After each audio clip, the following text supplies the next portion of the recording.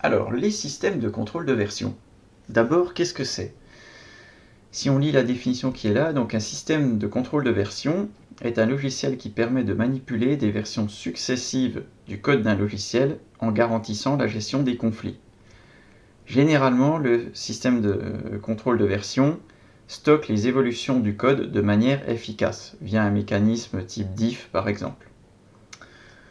Donc, en gros, ce que ça veut dire, c'est que votre système de contrôle de version vous permet de manipuler votre code en stockant à chaque fois évidemment que vous envoyez votre code, c'est-à-dire que vous faites un commit, donc en stockant les différentes évolutions que vous faites sur le code et en vous permettant en particulier de revenir en arrière et puis d'identifier les conflits et de pouvoir les résoudre.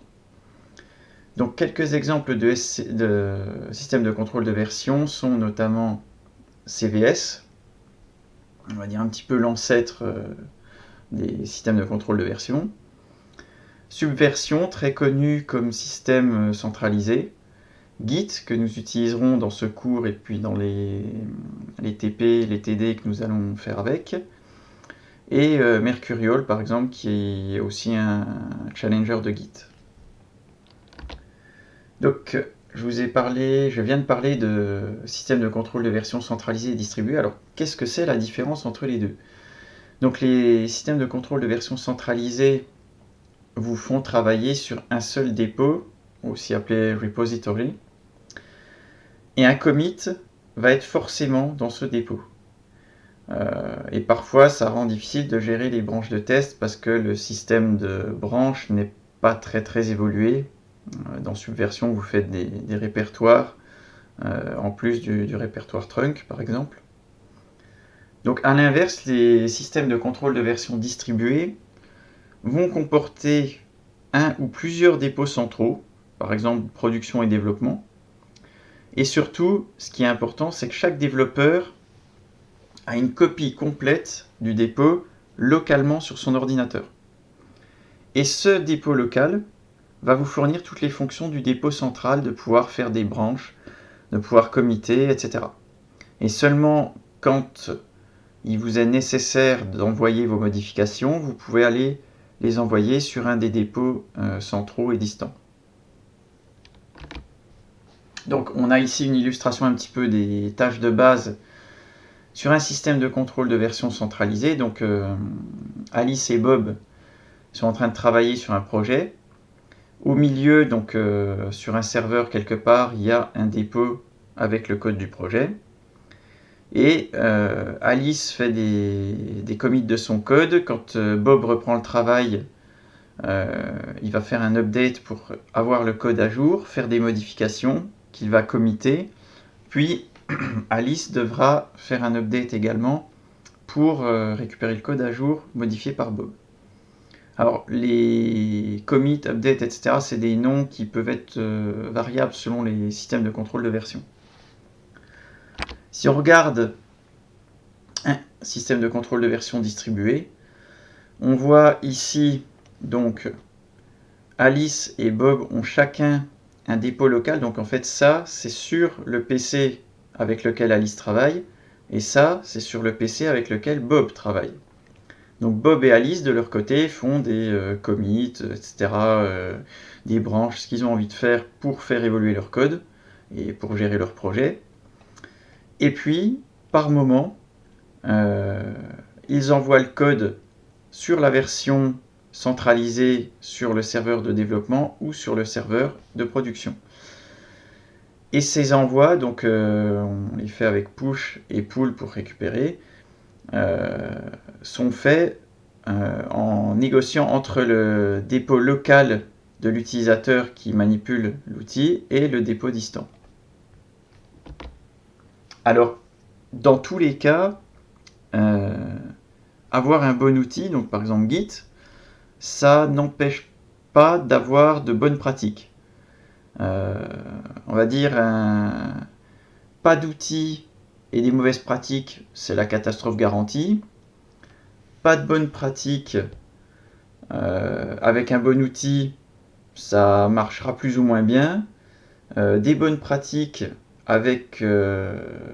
sans outils, ça vous permettra de fonctionner même moins vite.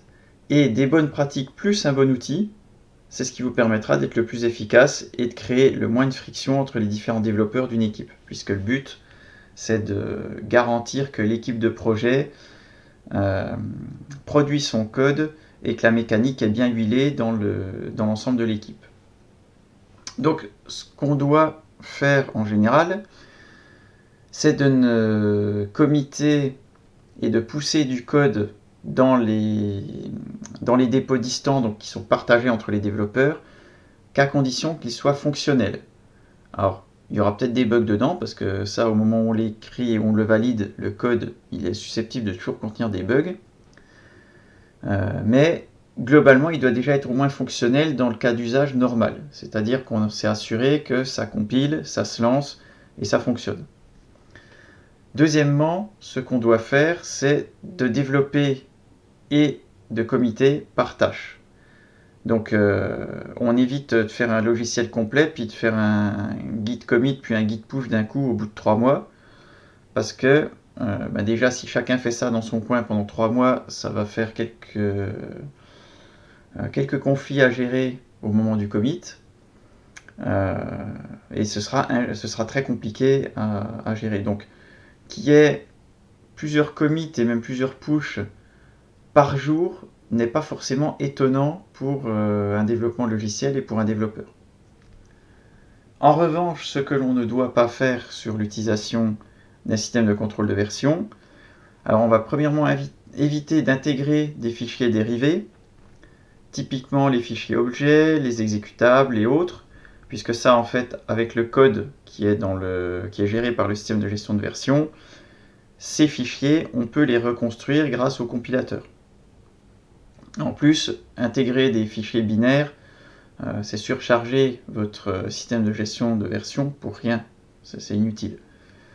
On va aussi éviter les grosses données, en particulier les grosses données binaires, pour la même raison, parce que votre système de gestion de version déjà ne saura pas trop bien quoi en faire s'il y a des modifications de ces fichiers binaires. Et ils ne sont pas là pour le développement, ils sont là pour l'exploitation du logiciel.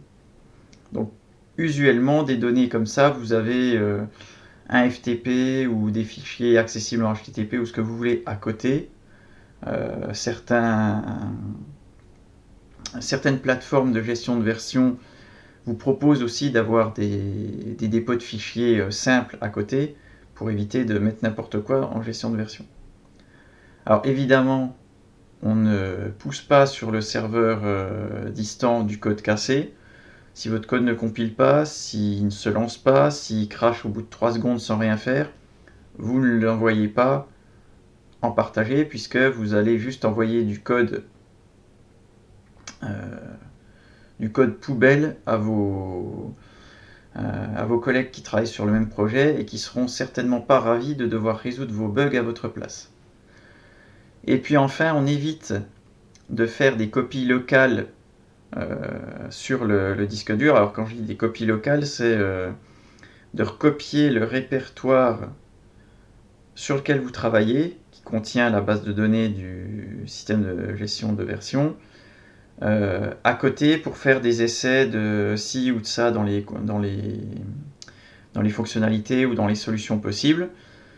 Si vous avez besoin d'essayer, d'expérimenter, vous pouvez toujours faire des branches et puis switcher d'une branche à l'autre en fonction de ce que vous avez besoin de faire et ne fusionner que celles qui auront donné quelque chose de bien. Voilà pour les bonnes pratiques sur le système de gestion de version. Donc on verra un petit peu après comment on fait ces fameuses branches dans Git.